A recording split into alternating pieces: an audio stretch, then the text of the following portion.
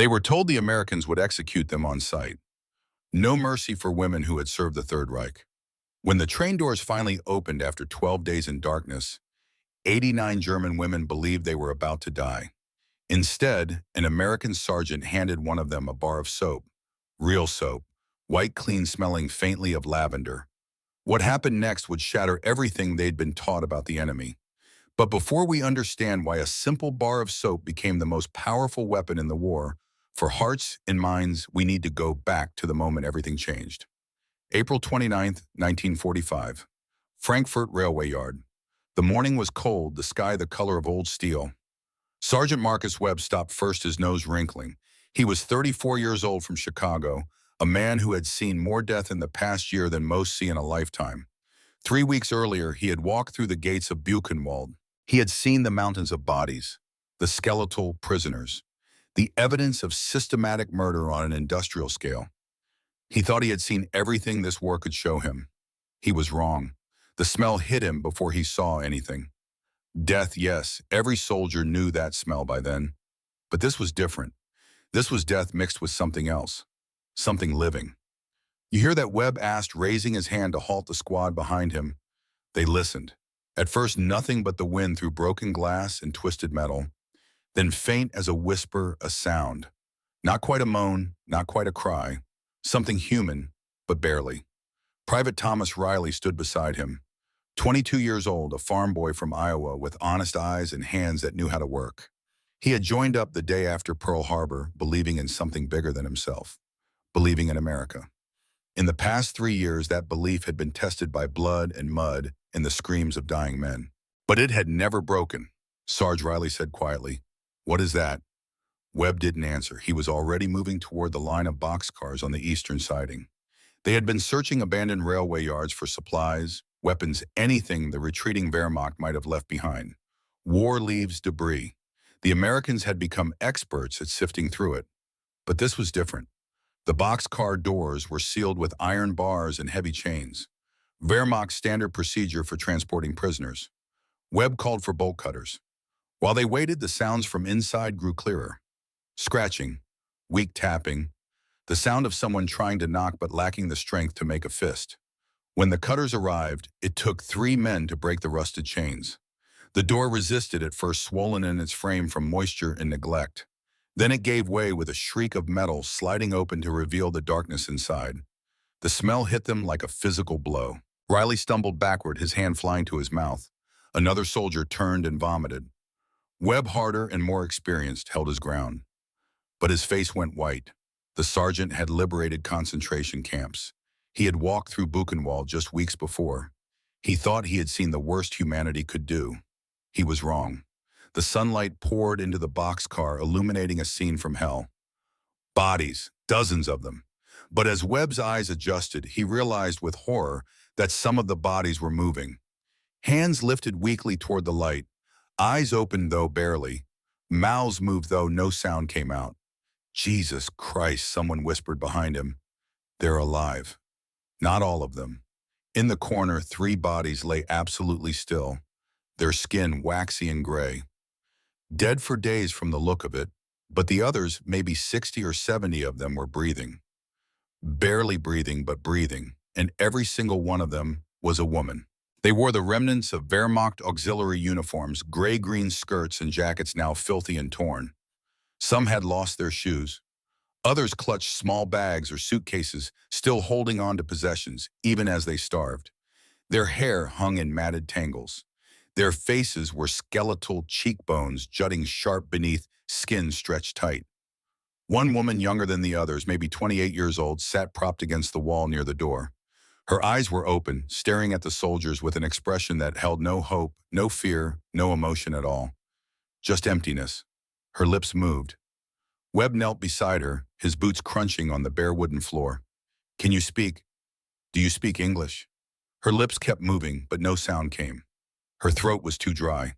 Webb grabbed his canteen, unscrewed the cap, and tilted it toward her mouth. She flinched as if expecting a blow. The movement was instinctive, ingrained. She had been taught to expect cruelty from Americans. Violence, death. But when the water touched her lips, her eyes widened. She grabbed the canteen with both hands, shaking so badly she could barely hold it, and drank. Not gulping. She didn't have the strength to gulp. Just tiny sips, each one followed by a gasp, as if her body had forgotten how to process liquid. "Get medics," Webb shouted over his shoulder. "Get everyone. We need water blankets, medical supplies, everything." Within minutes, the railway yard transformed into chaos. Soldiers ran in every direction. A field hospital was called in. Trucks arrived with supplies. Officers who had been coordinating occupation duties now found themselves organizing an emergency rescue operation. One by one, the women were lifted from the boxcar. Most could not walk. Many could not even stand. The medics worked with desperate efficiency, checking pulses, starting IVs, wrapping skeletal bodies in army blankets. Some women cried when they were touched. Others stared in silent disbelief, as if unable to process what was happening. The young woman Webb had given water to was among the first carried out. As they lifted her onto a stretcher, she grabbed his wrist. Her grip was weak but insistent. She pulled him close, her cracked lips moving again. This time sound came out. A whisper, harsh and broken. "Zwölf Tage," she said, 12 days. Webb didn't speak German, but he understood numbers. He looked back at the boxcar, at the hell they had been living in, and felt his stomach turn. 12 days, locked in darkness. No food, no water, no hope. "You're safe now," he told her, knowing she probably couldn't understand his words, but hoping she might understand his tone. "You're safe." Her eyes closed, not in death, but in exhaustion so profound it looked like death. The medics carried her away. By noon, all the survivors had been evacuated. 86 women pulled from that boxcar. 3 dead bodies left behind to be buried later with whatever dignity could be mustered. The Americans worked through the afternoon, documenting everything, taking photographs, collecting the few possessions the women had carried. Among the items recovered, a small diary, water-stained and filthy, written in German. It would later be translated, revealing the final entries of a woman named Greta Muller, one of those who had not survived. Her last entry, dated April 26th, read simply, "No water for 4 days. I cannot go on. I think this is the end. I am not afraid, only tired." But it was not the end for the others. 86 women survived, including the young radio operator from Hamburg who had whispered 12 days. Her name was Elizabeth Hoffman. And what happened to her and to all of them in the weeks and months that followed would challenge everything they had been taught about the enemy. The field hospital was a collection of canvas tents set up in a cleared warehouse district. It smelled of antiseptic canvas and diesel fuel from the generators powering the medical equipment. The women were carried in on stretchers one after another, their bodies so light that soldiers remarked they felt like carrying children. Dr. Sarah Mitchell was 34 years old, an Army nurse from Philadelphia. She had treated soldiers with limbs blown off, men with their guts spilling out, boys screaming for their mothers as they died. But when the first stretcher came through the tent flap and she saw what lay on it, she felt something crack inside her chest. The woman on the stretcher could not have weighed more than 70 pounds. Her uniform hung off her like a costume on a skeleton. Her eyes were sunken so deep they looked like holes. Her hair, which had once been blonde, was now a dull gray, matted with filth. But it was her hands that struck Dr. Mitchell the most. They were curled into claws, the fingers bent and rigid from days of trying to scratch through wooden walls. "Set her here," Mitchell said, her voice steady despite the horror she felt. Gently, they placed the stretcher on an examination table. The woman's eyes tracked Mitchell's movements, but she did not speak. Mitchell wondered if she even could speak anymore. "Can you tell me your name?" Mitchell asked in English, knowing it was futile but needing to try. No response. Mitchell began the examination. Severe dehydration, malnutrition bordering on starvation, signs of dysentery, possible kidney failure. Her pulse was weak and irregular, her blood pressure barely registerable. This woman was, medically speaking, dying. "Start an IV," Mitchell ordered. "Saline solution, slow drip. Her system can't handle too much at once." As the needle went into her arm, the woman flinched. Her eyes widened. She tried to pull away, but she lacked the strength. Mitchell gently held her arm still. "It's okay," Mitchell said softly. "This will help you. I promise." The woman's eyes filled with tears. Not from pain, from confusion. From the incomprehensible reality of being helped by those she had been taught would show no mercy. Dr. Mitchell had a brother once. David Mitchell, killed at Normandy by German guns. She carried his photograph in her pocket, a reminder of what this war had cost. She had every reason to hate the woman on this table, every reason to walk away to let her die to consider it justice. But Dr. Mitchell was an American, and Americans had rules. Rules about how you treated enemies, rules about human dignity, rules that separated civilization from barbarism. So she stayed, and she saved a life that had served the regime that killed her brother. Over the next 6 hours, all 86 women were processed through the field hospital. The medical staff worked without rest, starting IVs, administering glucose, checking vitals. Every single patient was in critical condition. The doctors gave a grim prognosis. At least a dozen would not survive the night. But the Americans did not accept that prognosis.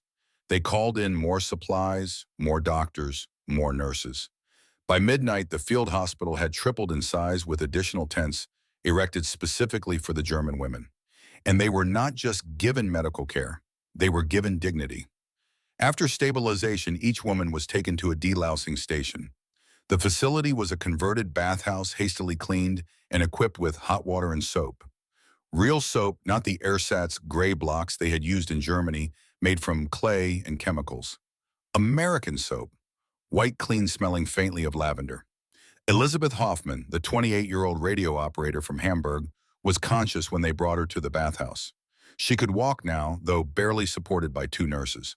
When she saw the tiled room, the steam rising from the showerheads, she stopped. Her mind, clouded by exhaustion and trauma, struggled to process what she was seeing.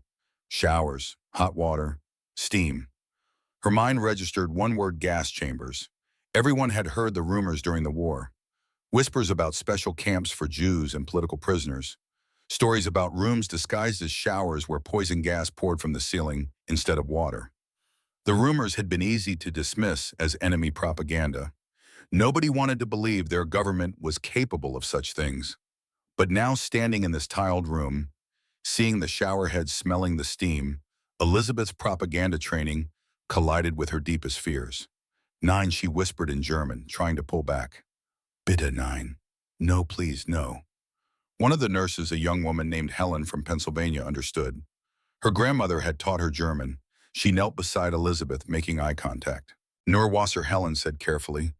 "You're safe. I promise you're safe. Only water." Elizabeth searched the nurse's face, looking for deception, for cruelty, for any sign of the monsters her government had described. She saw only kindness. It made no sense. Nothing made sense anymore. Slowly, with trembling hands, she allowed them to guide her to the shower. The water was hot, actually hot. She had not felt hot water in over a year. When it touched her skin, washing away the filth of 12 days in hell, she broke down completely, sobbing. Not from pain, but from overwhelming relief. From the cognitive dissonance of receiving kindness from monsters. From the slow, terrible realization that everything she had been taught might be a lie. Nurse Helen stayed with her. Fully clothed under the spray, holding this enemy woman as she cried, they washed hair matted with filth. They cleaned wounds. They spoke softly in broken German or gentle English, offering words they hoped would comfort even if not understood. When Elizabeth finally stepped out of the shower wrapped in a clean white towel, she caught sight of herself in a fogged mirror. The face that looked back was unrecognizable. Thin-haunted, but clean. For the first time in 12 days, she was clean. That night, the women were given beds. Real beds with mattresses and clean sheets and wool blankets. Each bed had a small table beside it with a glass of water and a bowl of broth. The broth was thin, just chicken stock, with a bit of rice because anything heavier would have made them sick. But it was hot. It was food. And it was freely given by the enemy. Elizabeth sat on the edge of her bed, the bowl of broth in her hands, staring at it as if it were a hallucination. Around her, other women were doing the same. Some ate slowly, savoring every spoonful. Others could not eat at all, too overwhelmed to swallow. A few wept quietly into their bowls. Dr. Mitchell walked through the ward, checking on each patient. When she reached Elizabeth's bed, she paused. The young woman was staring at her with an expression of complete bewilderment. "Warum?" Elizabeth whispered. Why Mitchell did not speak German, but she understood the question anyway. "Why are you helping us? Why are you being kind? Why are you not punishing us?" She sat down on the edge of the bed, something she would never have done in a normal medical situation. But this was not normal. Nothing about this was normal. Because you're human, Mitchell said simply, knowing Elizabeth would not understand the words, but hoping she might understand the tone. That's all. Just human. Elizabeth's eyes filled with tears again. She nodded, though whether in understanding or simply in acknowledgement, Mitchell could not tell. That night, for the first time in 12 days, all 86 women slept in beds. And for the first time in longer than they could remember, they slept without fear. The enemy had given them this gift, and they didn't understand why. The morning came with light, real light, not the suffocating darkness of the boxcar. Elizabeth Hoffman woke to sunlight filtering through canvas, warm and golden. For a moment, she didn't know where she was. Her body was clean. She was lying in a bed. The smell was antiseptic and diesel, not death and human waste. Then memory flooded back. The train, the 12 days, the door opening, the Americans, the soap. She sat up slowly, her muscles protesting. Around her, other women were waking. Some stared at the canvas ceiling as if trying to convince themselves this was real. Others wept quietly. A few smiled, tentative and disbelieving. The smell hit her before she saw anything. A smell she hadn't encountered in 4 years. A smell from another life, from Christmas 1941, before the rationing, before everything. Bacon. An American soldier, young and clean-shaven, entered the tent carrying a tray. He approached Elizabeth's bed with a careful smile, the kind you give to wounded animals. He set the tray on the small table beside her bed and stepped back. Elizabeth stared at the tray like it was a hallucination. 3 strips of bacon, crispy dark at the edges, glistening with fat, scrambled eggs, real eggs yellow and fluffy, white bread toast with butter, real butter yellow and creamy, spread thick. A cup of coffee, real coffee, not the ersatz grain mixture they'd survived on for years. Her hands shook as she reached for the bacon. She picked up 1 strip, held it close to her face. The smell was overwhelming. Salt, smoke, meat, fat, all the things her body had been screaming for. She took a small bite. The taste exploded on her tongue, crispy, salty, rich. The fat melted in her mouth. For a moment, she was 8 years old again, sitting at her grandmother's table on Christmas morning, the world still whole, Germany still sane. Then the present crashed back. She was eating American bacon, real pork cooked perfectly, served on a clean plate by enemy soldiers. While her mother and sister were digging through rubble in Hamburg, searching for scraps of bread, she was eating bacon. She started crying. Deep, wrenching tears that shook her entire body. The bacon fell from her hand onto the plate. She covered her face, shame and relief and confusion all tangled together, until she couldn't tell which was which. In the bed next to her, Anna Schultz watched. Anna was 23, a telephone operator from Munich. She had spent the 12 days in the boxcar observing, always observing, keeping a mental journal because she had nothing to write with. Now she watched Elizabeth cry over bacon and felt her own throat tighten. "How can we be here?" Anna whispered in German. Eating bacon while they starve. Across the tent, Greta Fischer sat rigid in her bed, staring at her untouched breakfast tray. Greta was 42, from Berlin, a widow whose husband had been a Nazi party member. She had spent weeks believing in rescue by German forces, weeks believing the Americans would show their true cruelty, weeks being wrong. "It's poisoned," Greta said flatly. "They're killing us slowly." Helga Schmidt, the 31-year-old nurse from Berlin, practical and medical-minded, picked up her fork. She took a bite of eggs, chewed, swallowed. She waited 30 seconds, then took another bite. "It's not poisoned," Helga said. "It's just breakfast. We need to eat to survive." But the guilt was universal. Every woman felt it. The cognitive dissonance of being fed by the enemy while their families starved. The impossible contradiction of receiving kindness from monsters. Elizabeth forced herself to eat the bacon. All 3 strips. The eggs. The toast with its impossible butter. The coffee that tasted like heaven. She ate because her body demanded it, because survival required it, because refusing would be an insult to the dying women they'd left in the boxcar. But with every bite she wept. Dr. Mitchell made her rounds through the tent, checking vitals, adjusting IVs, offering words of encouragement in English that most couldn't understand. When she reached Elizabeth, she saw the empty plate and the tears. She sat down on the edge of the bed again, breaking protocol, again being human instead of just medical. "It's hard, isn't it?" Mitchell said quietly. "Being given what you need by people you were taught to hate." Elizabeth didn't understand the words, but she understood the tone. She looked at Dr. Mitchell with red-rimmed eyes. This woman had lost someone. Elizabeth could see it in her face in the way she carried herself. Loss and grief, but also something else. A choice. A decision to be better than the pain. Worm, Elizabeth asked again. The same question. The only question that mattered. Why? Mitchell smiled sadly. If we become what we fight, then they've already won. We refuse to let hatred win. By the third day, the women were strong enough to be transferred. The field hospital had done its work. Bodies that had been on the edge of death were now merely sick, damaged, but recovering. The Americans loaded them onto trucks gently, carefully, and drove them to a converted school building on the outskirts of Frankfurt. The displaced persons camp was clean and organized. The school's classrooms had been converted into dormitories, 6 beds to a room. There were shared bathrooms with hot water, a common room with donated books and a radio, a dining hall that smelled of cooking food. But first, before they entered, they were given clothes, not prison uniforms, not the filthy Wehrmacht auxiliary clothes they'd been wearing, civilian dresses, donated from American supply chains, sent from churches and charity organizations back home. Blue, gray, brown, simple cotton house dresses, the kind American women wore for everyday tasks. Nothing fancy, but clean and whole. Elizabeth held the blue dress they gave her. It was soft. The fabric was intact, no holes, no patches. It had buttons that worked, a collar that sat flat. She went to the bathroom, stripped off the borrowed hospital gown, and put on the dress. It fit. Not perfectly, she was still too thin, but it fit. She looked in the mirror. The woman looking back was almost normal, not skeletal anymore. Clean, wearing a dress that hadn't been designed for war. Her hair, washed and combed, hung in blonde waves around her face. She looked like a person, not a soldier, not a prisoner, not a number. A person. I'm a prisoner of war in an enemy camp, she whispered to her reflection. But I look like I'm just living a normal life. How is this possible? The contradiction was unbearable. The Americans assigned them tasks, light work, they said, just to give structure to the days to help with psychological recovery. They were right. Purposeful activity helped.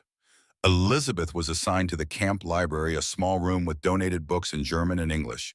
She spent her days organizing shelves, repairing damaged bindings, dusting covers. Simple work, mindless work, healing work. On the 4th day in the camp, she found a book that changed everything. It was a German translation of an American novel, The Grapes of Wrath by John Steinbeck. She had never heard of it. The cover showed a family on a truck, their faces gaunt and desperate. She opened it and began to read. The story shocked her. It was about poverty, about Americans who were hungry, desperate, suffering, about families torn apart by economic collapse, about people who worked their whole lives and had nothing, about a country that promised prosperity but delivered dust and death.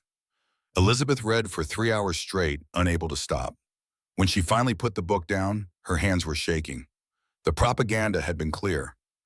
America was a land of endless wealth, everyone fat while the rest of the world starved, everyone living in luxury while Germany fought for survival. The propaganda had been clear, simple, and completely false. This book showed Americans suffering, Americans hungry, Americans dying, not from war, from poverty, from a system that crushed them. The book was critical of America. It was written by an American, published in America, allowed in America. The Reich burned books that criticized the government, Elizabeth thought, but Americans published them. If they lied about American wealth, what else was false? Private Thomas Riley found her in the library that afternoon. He was carrying more donated books, his arms full of hardcovers and paperbacks. He saw her holding The Grapes of Wrath and smiled. "You like Steinbeck?" he asked in simple English, speaking slowly. Elizabeth nodded, struggling with her limited English vocabulary. "Book," she said, carefully pointing. "Sad. But true." Riley set down his stack of books. "Yeah," he said, "sad but true. America's not perfect. We have problems, lots of problems. But we try to be better. We admit our mistakes, and we try to fix things." She stared at him, processing the words, understanding, maybe half, but getting the essence. He was admitting weakness, admitting failure. In Germany, such admission was treason. In Germany, you praised the state or you disappeared. But this American boy was telling her freely that his country had flaws. "Why you tell me?" she asked haltingly. Riley shrugged. "Because it's true, and maybe if you see we're not perfect, you'll understand we're just people. Same as you." He left her with the books. She sat in the library for another hour holding the Grapes of Wrath to her chest like a talisman. The first book in years that told truth instead of lies. The first crack in the wall of propaganda that had surrounded her entire life. That night she couldn't sleep. She lay in her bed, staring at the ceiling, while around her, the other women in the dormitory breathed softly in the darkness. She thought about bacon and butter, about hot water and soap, about books that criticized the government and weren't burned, about soldiers who admitted their country had problems. She thought about the train car, about the scratching at the walls, about the certainty that the Americans would execute them. She thought about the door opening and the light flooding in and the water that tasted like salvation. If the propaganda lied about Americans being monsters, she thought, what other lies did we believe? The question kept her awake until dawn. 3 weeks into their stay at the camp, something happened that broke many of them completely. It was a Tuesday afternoon, warm and bright. A Red Cross truck arrived with packages from America. Care packages sent by churches and women's groups filled with toiletries and candy and small comforts. The camp administrators distributed them during dinner, one package per woman. Anna Schultz opened hers with trembling hands. Inside were practical things: a comb, toothpaste, a bar of soap white and pure, and at the bottom, wrapped in wax paper, a Hershey's chocolate bar. Anna stared at it. She hadn't seen chocolate since 1942 or 43, maybe earlier. Chocolate had been one of the first luxuries to disappear, redirected to the military, then to the party elite, then to nowhere at all. She unwrapped the bar carefully. The chocolate was dark brown, smooth, divided into neat rectangles. She broke off one square and put it in her mouth. The taste was so sweet it hurt her teeth. Rich, creamy, melting on her tongue. Sugar and cocoa and milk, all the things her body had been starving for. She closed her eyes and let the chocolate dissolve slowly, savoring every second. Then she broke off another square, and another. She ate half the bar before the guilt hit her like a physical blow. She was eating chocolate, American chocolate, sitting in a clean room wearing a clean dress, her stomach full of breakfast and lunch. While in Munich, her mother and sisters were digging through rubble. While they were eating whatever they could find, probably nothing, probably starving. While they were cold and desperate and afraid. Anna started crying. She couldn't stop. She sat there with the half-eaten chocolate bar in her hands, sobbing so hard she couldn't breathe. Around her, other women were doing the same. Opening their packages, finding small treasures, breaking down under the weight of impossible guilt. That night, Anna wrote in the journal she'd been keeping. The camp had given her paper and a pencil, and she'd immediately started transferring the mental notes she'd been keeping for weeks. She wrote in German, her handwriting cramped and urgent. "Today they gave us chocolate, American chocolate. While I eat chocolate, my mother and sisters dig through rubble in Munich. What kind of person am I? The enemy gives me chocolate while my family starves. How can I be here safe and fed while they suffer? And worst of all, I don't want to leave. I'm afraid to go home. What does that make me?" She closed the journal and hid it under her pillow. Around her in the dormitory, other women were having quiet conversations. Greta Fisher sat on her bed, arms crossed, face hard. "This is their strategy," Greta said. "Make us comfortable. Use us for propaganda later. Break us with kindness, then parade us for the cameras." Helga Schmidt, ever practical, shook her head. "Or maybe they genuinely believe in human dignity, even for enemies." Elizabeth spoke up from her bed near the window. "The propaganda said they were monsters. Everything was false." Anna sat up, wiping her eyes. "Even if this is manipulation, I prefer these lies to our truth." The room fell silent. The weight of that statement hung in the air. Because it was true. Even if this was propaganda, even if this was a trick, it was still better than what they'd known before. Better than the hunger and the fear and the constant lies that had poisoned every aspect of German life for 12 years. "What does that reveal about what we've become?" someone asked in the darkness. No one had an answer. The next morning, Greta Fisher was gone. Her bed was empty, her few belongings scattered. It took 30 minutes for the Americans to realize what had happened. She had cut a hole in the fence using a knife stolen from the kitchen. She had crawled through in the early morning darkness and disappeared into the German countryside. The Americans mobilized immediately. Patrols were sent out. Officers radioed to nearby checkpoints. Greta had a 2-hour head start, but she was weak and on foot. They found her 3 hours later, 2 miles from the camp, sitting exhausted beside a burned-out farmhouse. The American patrol approached carefully. Greta stood up defiant even in exhaustion. She expected to be hit, to be dragged back, to be punished. That's what would have happened in a German camp. That's what happened everywhere she'd ever known. You broke the rules, you paid the price. The soldiers didn't touch her. They radioed back to camp. 30 minutes later, a jeep arrived with Colonel James Patterson, the camp commander. He was 48 years old, West Point educated, a man who believed in rules and order and the dignity of every human being, even enemy human beings. He approached Greta slowly, his hands visible, his posture non-threatening. An interpreter stood beside him.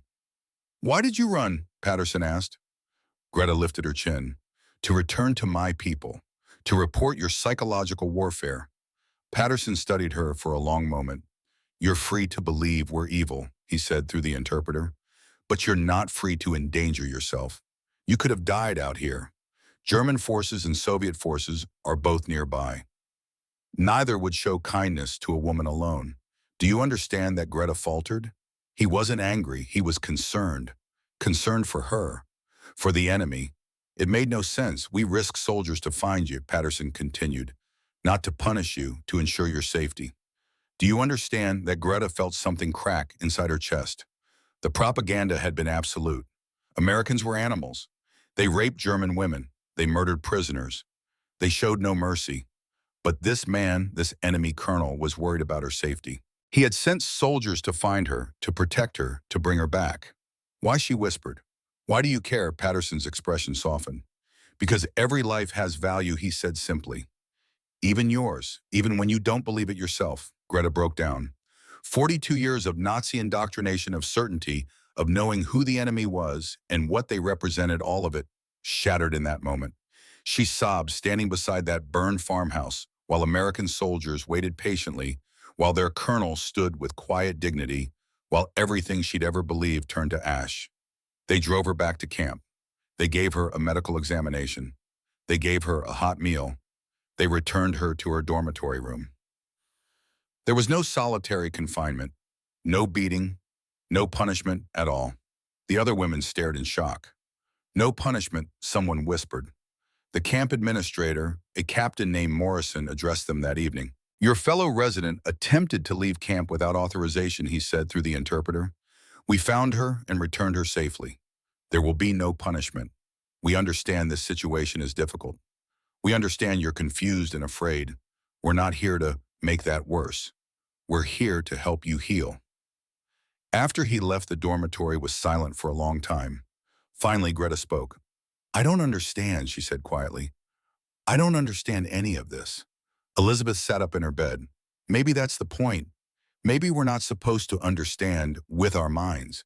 Maybe we're just supposed to see with our eyes." "See what?" Greta asked. Elizabeth thought about bacon and books and chocolate and soap. She thought about a colonel who risked his men to save an enemy woman who tried to escape. She thought about nurses who held crying Germans under the shower spray. She thought about doctors who worked 40 hours straight for people who'd served the regime that killed their brothers. That the propaganda was wrong about everything that mattered, Elizabeth said. The fourth week brought a crisis that tested the fragile trust even more. 3 women, including Elizabeth, developed scarlet fever. The crowded conditions and weakened immune systems made infection inevitable. By the time the symptoms appeared, the fever was already dangerously high. The camp went into immediate quarantine protocol. The 3 sick women were isolated in a separate room. Dr. Mitchell was called in. She took one look at Elizabeth, pale and sweating through her skin, covered in the characteristic rash, and made a decision. She would stay. She would work until the fever broke or the patients died, whichever came first. Fear spread through the camp. Other women whispered, maybe this was it. Maybe this was when the Americans showed their true nature. Maybe they'd let the sick ones die. Maybe they'd been fattening them up just to make the fall harder. Greta's old suspicions resurfaced briefly. "I told you," she muttered. The kindness might be temporary, but Dr. Mitchell didn't leave. She stayed for 48 hours straight. She administered antibiotics, the new wonder drug penicillin, that most Germans had only heard about in whispers. She monitored vitals every hour. She sponged fevered skin with cool water. She held hands when the patients were delirious. She worked without sleep, without rest, driven by something deeper than duty. Private Riley assisted despite the risk of infection. He changed bedding. He brought water. He sat with the patients when Dr. Mitchell needed to check on others. He was 22 years old and terrified of disease, but he stayed anyway, because that's what Americans did. They stayed. On the morning of the third day, Elizabeth's fever broke. She opened her eyes to find Dr. Mitchell asleep in a chair beside her bed. The doctor's face was gray with exhaustion. Her hair had come loose from its pins. Her hands were folded in her lap, still holding a damp cloth she'd been using to cool Elizabeth's forehead. Elizabeth stared at those hands. This woman had lost someone to German bullets. Elizabeth could sense the weight the doctor carried, the grief she'd transformed into service.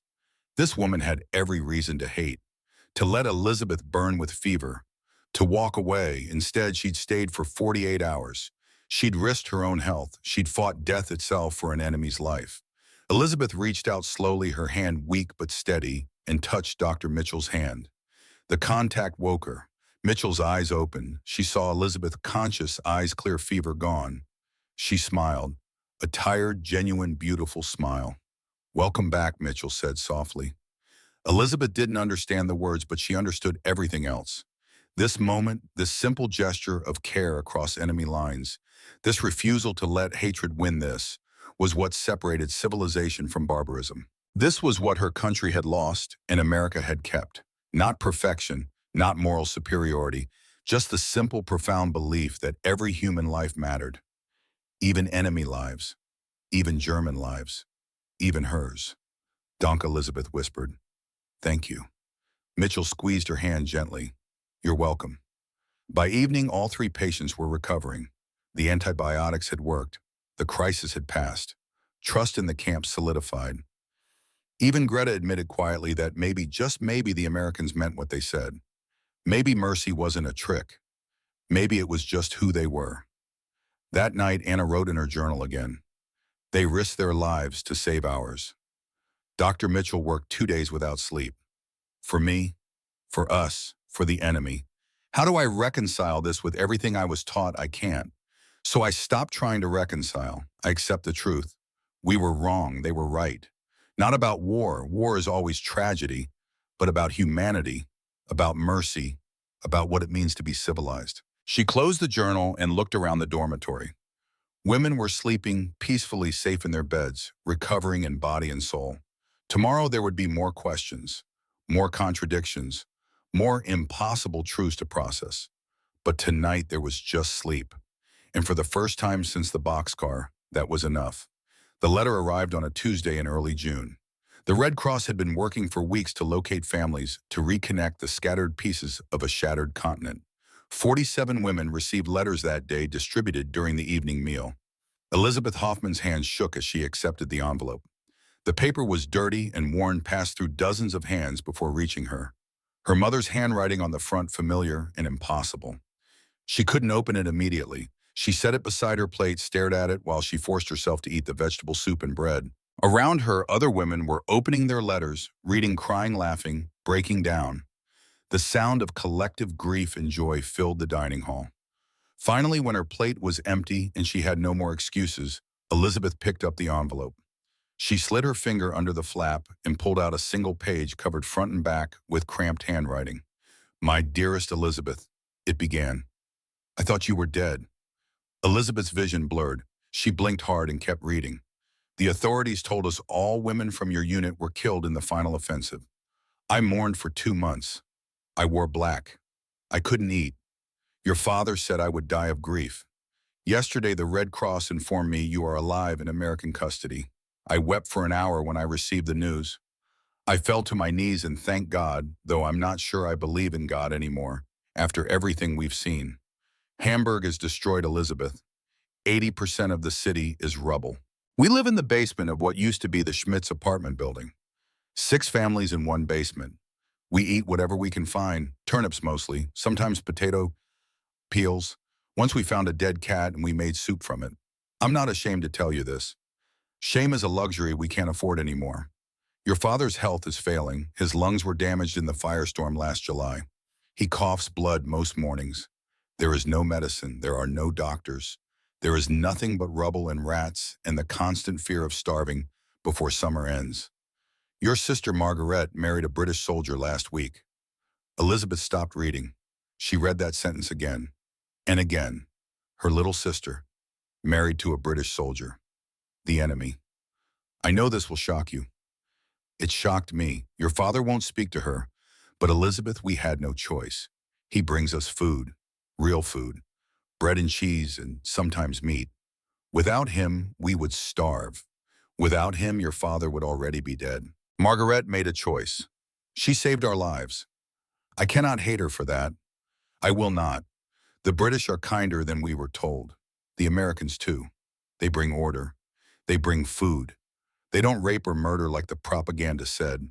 They're just men, Elizabeth. Just young men who want to go home, same as our boys wanted. I don't know what you've experienced in American custody. I pray they've treated you well. The Red Cross says you're in a displaced persons camp, that you're healthy. I choose to believe this. I choose to believe that maybe, just maybe, some good can come from all this horror. Please write back when you can. Tell me you're alive. Tell me you're safe. Tell me you'll come home soon. I need to hear your voice, even if it's just words on paper.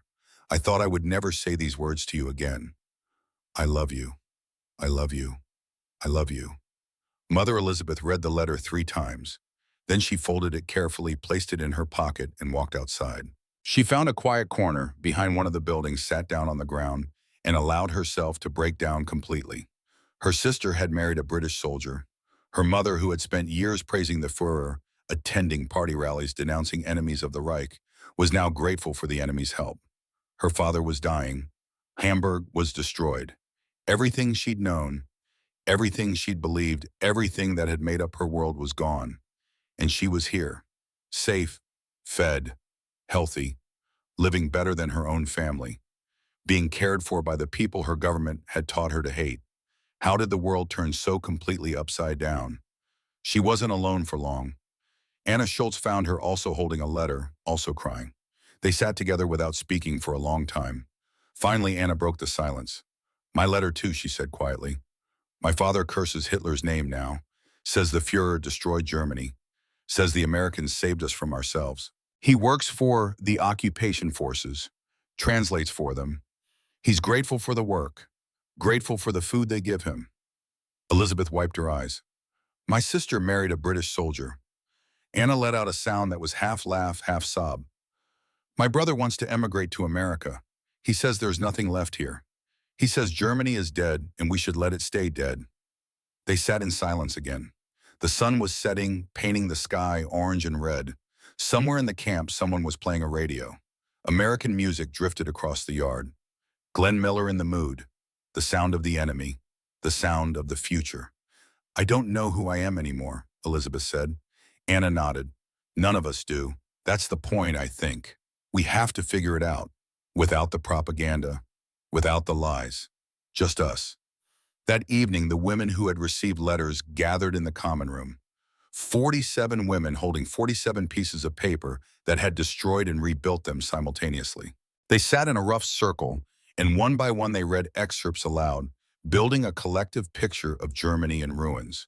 Fathers who had been loyal Nazi Party members now cursing Hitler's name. Mothers thanking God for American occupation because at least the Americans brought order and food. Brothers disabled from war begging on street corners. Sisters marrying enemy soldiers for survival. Cities destroyed, populations starving, the proud Reich reduced to rubble and desperation. The cognitive dissonance was unbearable. They had been taught that Germany was strong, that the Allies were weak, that victory was certain, that the Führer was leading them to glory. Every single thing had been a lie, and the proof sat in their pockets in cramped handwriting written by the people who loved them most. Elizabeth stood up. Her voice was quiet but steady. I need to say something. We've been here 8 weeks. 8 weeks of being fed, sheltered, treated like human beings by people we were taught to hate. I think we need to acknowledge what that means. The room was silent, everyone watching her. The propaganda was wrong about everything that mattered. Elizabeth continued, the Americans aren't monsters. They aren't cruel. They aren't evil. They're just people. People who believe every human life has value. Even enemy lives. Even our lives. Her voice broke slightly, but she pushed on. And if they can see us as human, maybe we need to start seeing ourselves that way too. Not as Germans or enemies or prisoners, just as people who deserve kindness, even from ourselves. Anna stood up. I agree. For the first time in my life, I feel like I'm allowed to be human. Not a tool, not a servant of the state, just human. And I'm grateful for that. Even if it came from people who bombed Munich, especially because it came from them, because it proves that humanity is stronger than nationality.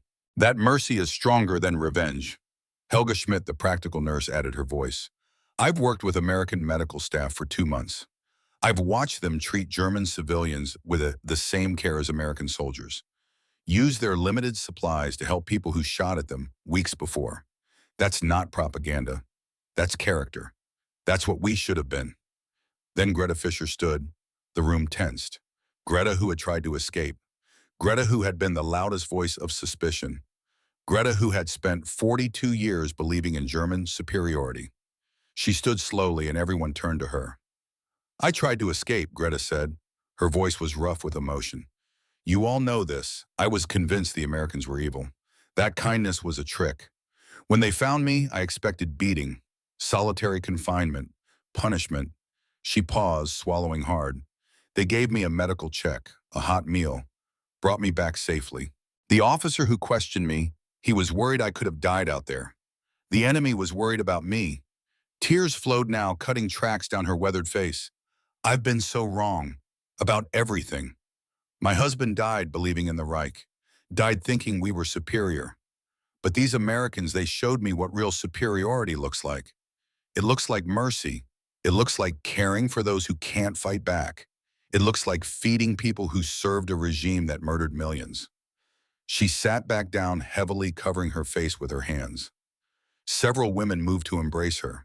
The room filled with the sound of quiet crying of walls, crumbling of beliefs being rebuilt from ashes. Anna pulled out her journal that night after everyone else was asleep.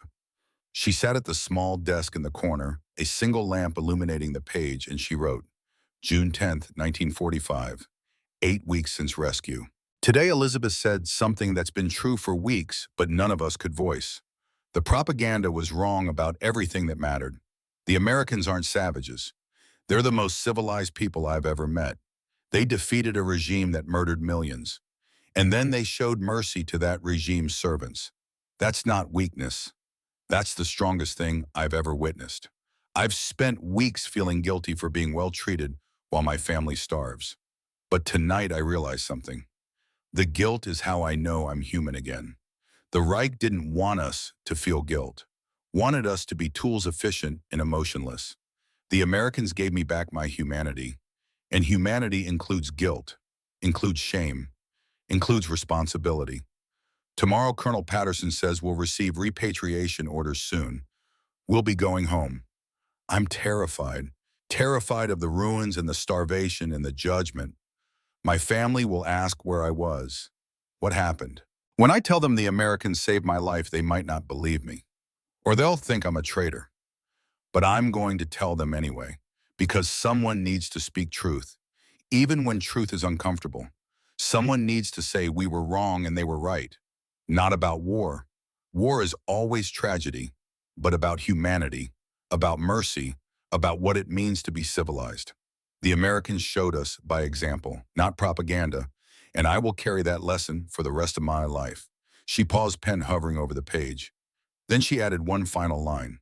Today, I'm still in captivity, but I'm freer now than I ever was before, because now I know truth, and truth, terrible and beautiful as it is, has set me free. The next morning brought an announcement that everyone had been dreading and hoping for simultaneously. Colonel Patterson stood before them in the dining hall, an interpreter at his side. Ladies, he began, the war in Europe has been over for 10 weeks. Germany is divided into occupation zones. Rebuilding has begun. The time has come for you to go home. Silence greeted his words. Not joy, not relief, something more complicated. You will be repatriated to your home regions over the next 2 weeks, Patterson continued. Transportation has been arranged. The Red Cross will help you locate your families. You'll receive travel papers and a small amount of currency. You'll also receive a letter documenting your status as displaced persons, which should help with the occupation authorities.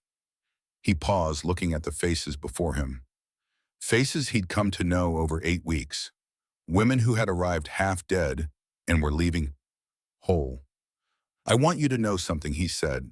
His voice was different now, less official, more personal. What happened to you, what you experienced here matters. You were taught to hate us. You were taught we were monsters. We showed you differently. Not because we wanted to prove something, but because it's who we are. When you go home, you'll face questions. You'll face judgment. Some will call you collaborators for accepting our help. Don't listen to them, you survived. That's not weakness, that's strength. He looked at each woman, making eye contact, making sure they heard him. Remember what you learned here. Remember that mercy is stronger than hate. Remember that every human life has value.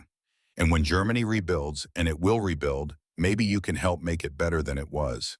Maybe you can help create a Germany that believes in those things too. The announcement hung in the air for the rest of the day. Some women were overjoyed, desperate to reunite with families. Others were quiet, contemplative, afraid. A few, like Anna, felt something close to grief. The camp had become safe. The camp had become home. The outside world was unknown and terrifying. That night, Anna confessed to Elizabeth, I don't want to leave. Is that terrible? They were sitting outside in the warm evening air, watching the sun set over Frankfurt's ruined skyline. Elizabeth shook her head. It's not terrible, it's honest. Here we're safe, we're fed, we're treated like people. Out there is rubble and starvation and judgment. My family will think I'm a traitor, Anna said quietly, when I tell them the truth about what happened here. When I tell them the Americans were kind. Then be strategic about what you share, Elizabeth suggested.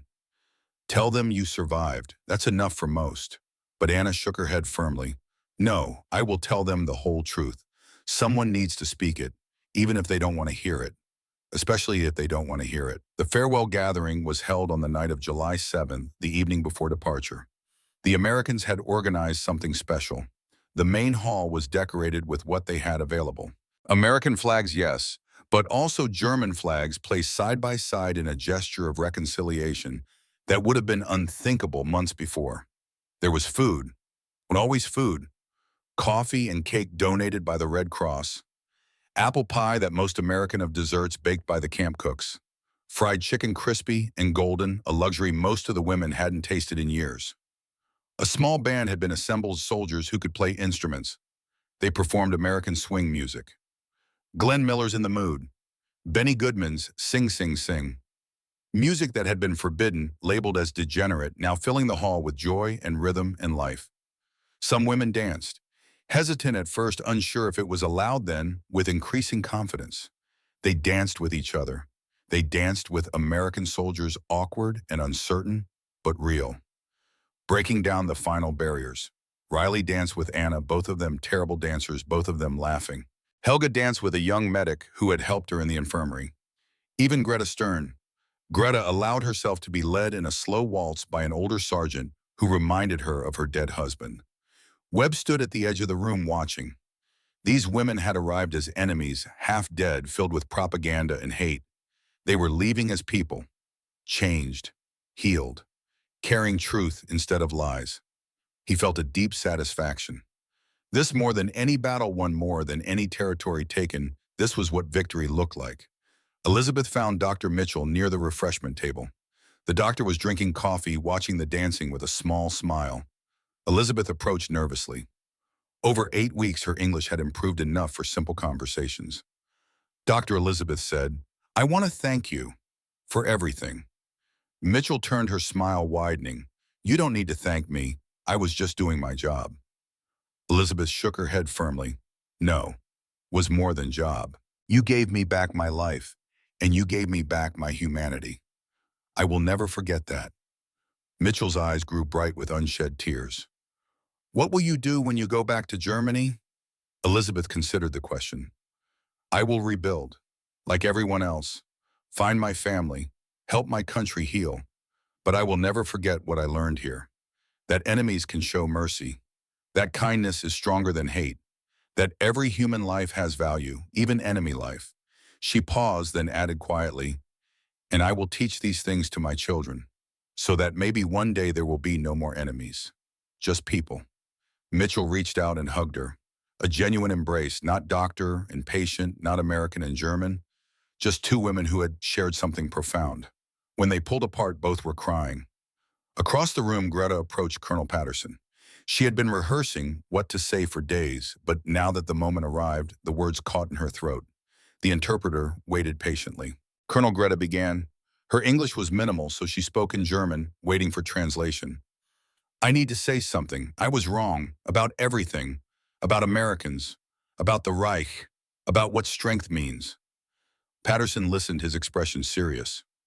You showed me something I didn't know existed, Greta continued. True strength, not the strength to conquer, the strength to show mercy. Thank you for not giving up on me, even when I ran, even when I hated you. Thank you, Patterson nodded slowly. We don't give up on people, he said through the interpreter. That's not who we are. Remember that when you go home. When things are hard, when people tell you the old ways were better, remember that mercy won, hatred lost, and it was mercy that rebuilt you. Greta wiped her eyes. I will remember. I promise I will remember. The evening wore on. Women said goodbye to the soldiers who had saved them, to the doctors who had healed them, to the cooks who had fed them. They exchanged addresses, promises to write hopes for a future where letters between former enemies wouldn't be strange. The band played one last song as midnight approached. A slow, melancholy tune. Some women cried, some smiled, and all of them knew they were leaving changed, carrying something precious and fragile into an uncertain world. The buses arrived at dawn. 83 women climbed aboard carrying small bags packed with donated clothes, toiletries, and the letters from home that had broken and remade them. They waved through the windows at the Americans who lined the road. Soldiers, doctors, nurses, cooks, administrators, all of them waving back. Webb stood with Riley watching the buses pull away. The young private had tears on his cheeks. You think they'll remember us? Sarge Riley asked. Webb put a hand on his shoulder. I think we changed their lives. And maybe through them we'll change Germany. Maybe mercy is contagious. Maybe kindness spreads the way hate does, one person at a time. On the bus, Anna sat with her face pressed to the window, watching the camp disappear behind them. Her journal was in her lap, filled with weeks of observations, revelations, truths she'd discovered in captivity. She touched the cover gently, feeling the weight of responsibility. These words mattered. This story mattered. The world needed to know that even in the darkest moments, humanity could break through. Elizabeth sat near the front, her mother's letter in her pocket, her mind already turning toward Hamburg, toward her dying father, toward her sister who had married the enemy, toward a family that had survived by accepting help from the people they'd been taught to hate. She would tell them about the soap, about the bacon, about Dr. Mitchell and Colonel Patterson and Private Riley. She would tell them about the choice America had made to show mercy instead of revenge, to be better than the evil they defeated. And maybe, just maybe, Germany could learn to make that choice too. The buses rolled through the ruined streets of Frankfurt, past buildings reduced to rubble, past German civilians picking through debris, past American soldiers directing traffic and distributing food. The women watched in silence. This was their country now. Destroyed but not dead. Occupied but not abandoned. They were going home to uncertainty, to hardship, to questions they couldn't answer. But they were going home carrying truth. And truth, they had learned, was the most powerful weapon of all. As the buses turned onto the main road heading east, Elizabeth whispered to herself a promise. I will teach my children what mercy looks like. I will teach them that humanity is stronger than nationality. I will teach them that the measure of civilization isn't how you treat your friends, but how you treat your enemies. I will teach them what the Americans taught me. And maybe we can build something better from these ruins. September 1945, Hamburg. Elizabeth picked her way through rubble-filled streets, following her mother's directions to the Schmidt's basement. Hamburg was more destroyed than she'd imagined. 80% gone. Just debris and despair. The reunion was tears and embraces. Her mother thinner than Elizabeth remembered. Her father skeletal, coughing blood into a rag. Her sister Margaret standing beside a British soldier named Thomas, defensive and defiant. Her father wouldn't look at Margaret, wouldn't acknowledge Thomas. "So you return," he said to Elizabeth, his voice bitter. "After months with the enemy. They saved my life, Papa." "Propaganda," he spat. Elizabeth pulled out the small bar of soap she'd kept. White, barely used, still smelling faintly of lavender. She set it on the wooden crate that served as a table. "They gave me this. On the first day. Not bullets. Soap. They gave me dignity when they could have given me death." Her father stared at the soap. At this symbol of everything he'd been taught was impossible. Enemy mercy. "The Reich lied to us," Elizabeth said quietly. "About everything. The Americans aren't monsters. They're just people who believe every human life matters, even enemy lives." She looked at Margaret, at Thomas standing protected beside her. "Even ours." Her father turned away, unable to accept it, but her mother reached out, touched the soap gently, and nodded. Understanding, accepting, beginning to heal. Spring 1946. Munich. Anna stood before her first class. 15 students, ages 12 to 15. War orphans, children who'd lost everything. "Today we talk about what happened," she began. "And why." A boy in the back raised his hand. "My father said we lost because the Jews betrayed Germany." The old Anna would have stayed silent. The new Anna, the one who'd been saved by the enemy, spoke truth. "That's what we were told," she said gently. "But it's not true. We lost because we followed a regime that murdered millions. We lost because we chose hatred over humanity." She pulled out her journal, the one she'd kept in the American camp. Water-stained pages covered in cramped handwriting. "I was in an American prisoner camp," she told them, "for 2 months. I was starving when they found me. Half dead." The children leaned forward. "The Americans could have let me die, could have punished me. Instead, they gave me soap and food and kindness." She paused. "They showed me what civilization looks like, what mercy looks like." "But they were the enemy," a girl said. Anna smiled. "That's exactly the point. They were the enemy, and they still chose mercy. That's what makes the difference between good and evil. Not nationality, not race, but how we treat those we have power over." She opened her journal, reading entries about bacon and chocolate and Dr. Mitchell, working 48 hours to save her life. The children listened silent, and absorbing truth that no propaganda had prepared them for. The truth that mercy was stronger than hate, that humanity transcended nationality, that a bar of soap could teach more about civilization than all of Hitler's speeches combined. August 1950, Boston. The community center was packed. 41 women had made it, some living in America now, others visiting from Germany. Elizabeth, now Elizabeth Mitchell, married to an American journalist, stood to speak. "5 years ago, we were dying in a train car," she began. Dr. Sarah Mitchell sat in the front row. Sergeant Webb beside her, Private Riley, who'd driven 2 days from Iowa. "You taught us something," Elizabeth continued, looking at the Americans. "You taught us that civilization isn't measured by how you treat your friends. It's measured by how you treat your enemies." Anna stood up from the audience. "And we've spent 5 years trying to pass that lesson forward. Teaching our children, teaching our students, teaching anyone who will listen." Dr. Mitchell stood, tears in her eyes. "You thank us for saving your lives, but you saved something in us too. You reminded us why we fought. Not for revenge, for humanity." As the reunion ended, Elizabeth pulled Dr. Mitchell aside. "I'm expecting my first child," Elizabeth said. "A daughter." Mitchell smiled. "Congratulations." "I'm going to name her Sarah," Elizabeth said. "After you, so she'll always remember where mercy begins, with one person choosing to see the human, not the enemy." They embraced. Two women who'd met as captor and captive, now as friends, as family, as proof that even the worst war couldn't destroy the best of humanity. Washington, D.C., 1995. Elizabeth Hoffman Mitchell, 78 years old, now stood at the podium of the Holocaust Memorial Museum. Her grandchildren sat in the audience. Dr. Sarah Mitchell, 94, in a wheelchair in the front row. 50 years ago, Elizabeth began, "I was dying in a train car." Her voice was strong, carrying 50 years of truth-telling. 89 German women, locked inside 12 days, no food, no water, no hope. We were told the Americans would execute us. She paused. Instead, they gave us soap. She held up a photograph. The original bar of soap from 1945, preserved in a case now part of the museum's collection. Soap, to wash away filth, to restore dignity. They gave us food and beds and medical care. They gave us kindness when we deserved punishment. They gave us humanity when we'd served a regime that denied humanity to millions. Her voice broke, but she continued. I stand here today because American soldiers chose mercy over revenge, because they refused to become what they defeated. I raised my children with that lesson.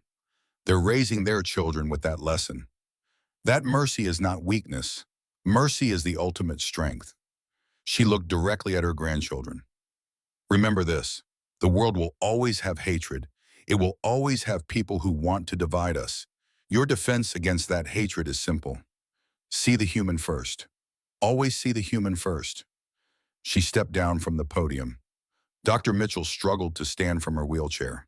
Elizabeth helped her up. They embraced two old women who'd met at the worst moment of their lives and had spent 50 years proving that mercy was stronger than hate. That evening, Elizabeth died peacefully in her sleep, surrounded by children and grandchildren. Her last words whispered to her daughter, Sarah, remember mercy. Always remember mercy. The soap from 1945 remains on display at the Holocaust Memorial Museum in Washington, D.C. A small white bar, barely used, still faintly smelling of lavender. A reminder that even in war, even between enemies, humanity can survive if someone chooses to offer it and accept it and pass it forward.